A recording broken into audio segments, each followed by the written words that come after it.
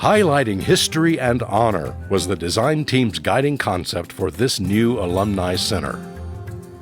In response to the owner's desire for a structure that would last 100 years, durable materials were specified for the high-traffic areas. The lobby's timeless aesthetic boldly grounds the space in the school's history and traditions with a custom epoxy terrazzo floor in 3 colors.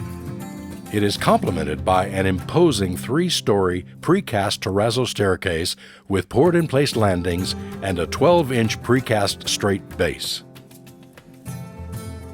The seal is perfectly detailed, and the school's navy blue and gold colors in symmetric bordered rectangles with brass inlay are well executed.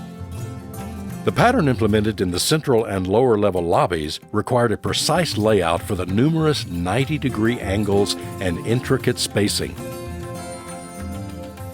The main lobby's terrazzo floor incorporated linear diffusers for the HVAC system. Coordinating with the general contractor and installers was critical to ensure correct placement. Closing the stairways for the terrazzo installation posed different problems for proper emergency egress and multiple trades requiring access to upper floors.